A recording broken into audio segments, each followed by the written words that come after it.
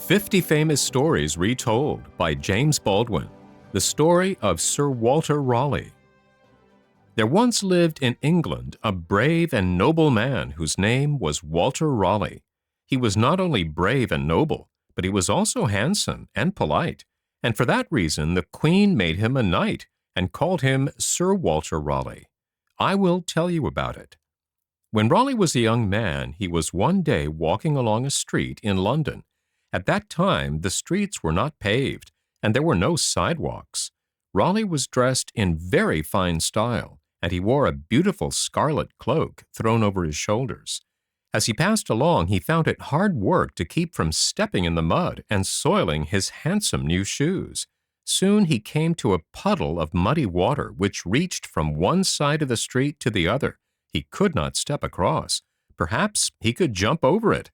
As he was thinking what he should do, he happened to look up. Who was it coming down the street on the other side of the puddle?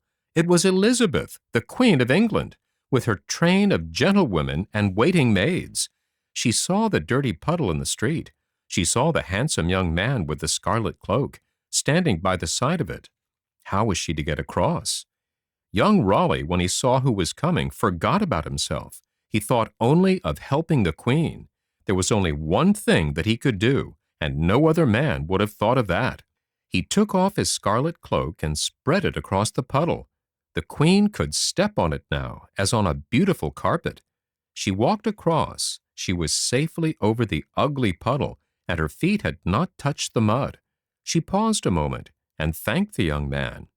As she walked onward with her train, she asked one of the gentlewomen, "Who is that brave gentleman who helped us so handsomely?" "His name is Walter Raleigh," said the gentlewoman. "He shall have his reward," said the Queen. Not long after that, she sent for Raleigh to come to her palace. The young man went, but he had no scarlet cloak to wear.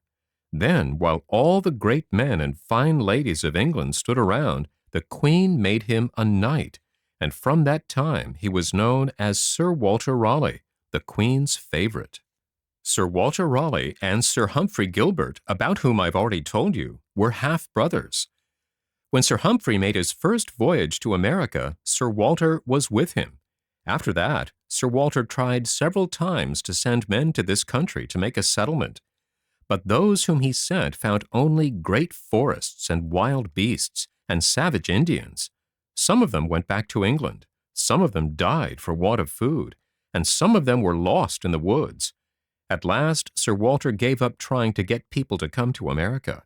But he found two things in this country which the people of England knew very little about. One was the potato. The other was tobacco. If you should ever go to Ireland, you may be shown the place where Sir Walter planted the few potatoes which he carried over from America. He told his friends how the Indians used them for food, and he proved that they would grow in the Old World as well as in the New. Sir Walter had seen the Indians smoking the leaves of the tobacco plant. He thought that he would do the same, and he carried some of the leaves to England. Englishmen had never used tobacco before that time, and all who saw Sir Walter puffing away at a roll of leaves thought it was a strange sight.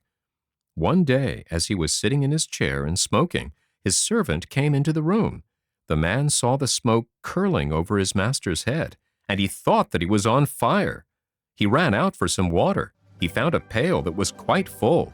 He hurried back and threw the water into Sir Walter's face. Of course, the fire was all put out. After that, a great many men learned to smoke, and now tobacco is used in all countries of the world.